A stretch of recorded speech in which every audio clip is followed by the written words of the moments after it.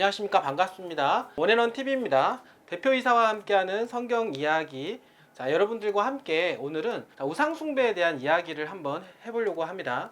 여러분도 아시겠지만 하나님의 율법이라고 하는 십계명 안에는 우상숭배에 대한 이야기가 나오고 있고, 그리고 구약성경에 대해서는 우상숭배에 대한 이야기가 엄청나게 나오고 있다라고 하는 것입니다. 자, 오늘은 그 주제를 가지고 여러분들과 한번 이야기를 해보려고 하는데요. 단순히 우상숭배라고 하면 어떤 형상을 만들어서 거기에 절하는 것으로 우리가 생각을 할 수가 있겠지만, 현대에는 어떤 것이 우상숭배인지 그런 부분들을 알므로 해서 우리가 하나님에 대한 믿음을 어떻게 가져야 되는지에 대해서 한번 점검해 보도록 하겠습니다. 우리가 믿고 있는 예수 그리스도에 대한 믿음, 하나님에 대한 믿음은 항상 제가 말씀을 드리는 것처럼 십계명을 기준으로 한다라고 말씀을 드리도록 하겠습니다. 그냥 지적인 어떤 믿음, 어떤 동의하에서 믿음, 이런 것이 아니라 당연히 지적인 믿음과 그리고 예수 그리스도 십자가의 보혈을 통해서 우리가 복음을 이제 받고 그 은혜로 말미암아 구원을 받는다라고 하는 이 믿음, 당연하다라고 볼 수가 있고, 그러한 믿음 하에서 믿음으로 살기 위한 것은 이러한 말씀에 따라 순종하며 우리가 사는 것을 말씀을 좀 드려보도록 하겠습니다. 당연히 믿음은 지적인 동의하에 믿는 것과 함께 말씀에 순종하여 사는 것까지 포함한다라고 말씀을 드려보도록 하겠습니다. 자, 그러면 그 말씀에 대한 기준이 무엇이냐면 바로 성경에 대한 이야기라고 볼 수가 있고, 하나님께서 주신 말씀, 그 중에서 율법이라고 하는 십계명, 이 십계명을 따라서 사는 삶이 되게 중요하다라고 볼 수가 있겠습니다. 물론 십계명에 나오는 10가지의 계명을 지키기 위해서, 그리고 꼭 지켜야만이 우리가 구원을 받는다라고 생각을 하면서 억지로 지킨다라고 하면 어떤 누구도 지킬 수가 없다라고 하는 것입니다. 구약 성경에서 나와 있는 이스라엘도 아무도 지킬 수가 없었습니다.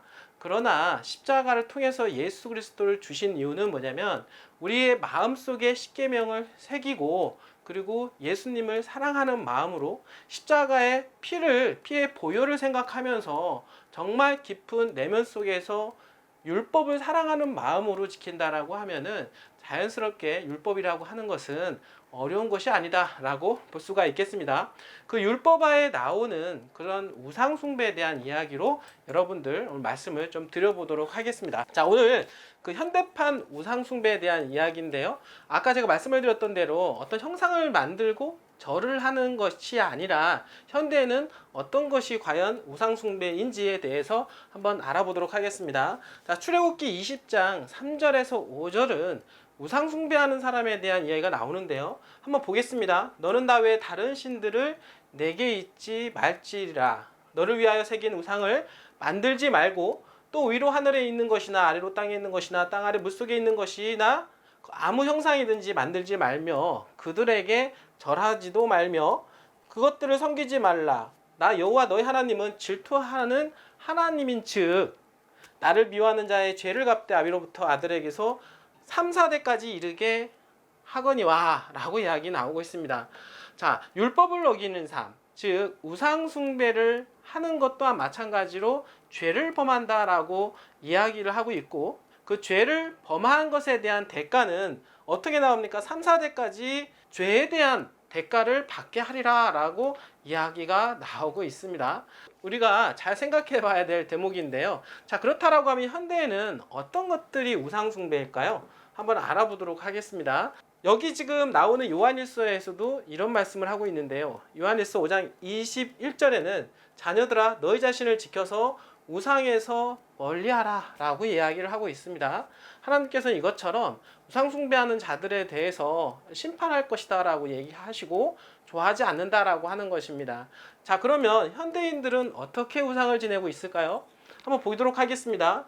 돈에 대해서 우상, 그리고 재물에 대해서, 그리고 부동산에 대해서, 그리고 권력, 교회의 직책에 대해서, 그리고 교육과 학위에 대한 우상을 가지고 있습니다. 물론 이거 외에도 자, 우상이라고 하는 것은 과연 어떤 것을 말할까요? 자, 하나님보다 더 사랑하거나 또는 소중히 여기며 신뢰하는 것, 모든 것을 우리는 우상이다라고 볼 수가 있는 것입니다.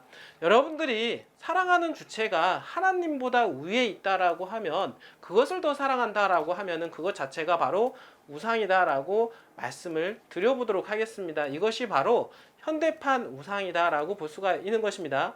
하나님보다 그 위에 돈이 있고, 하나님보다 그 위에 재물이 있고, 하나님보다 그 위에 부동산이 있고, 하나님보다 그 위에 직책과 그리고 학위, 교육이 있다라고 하면 그 모든 것이 우상이다라고 볼 수가 있는 것입니다.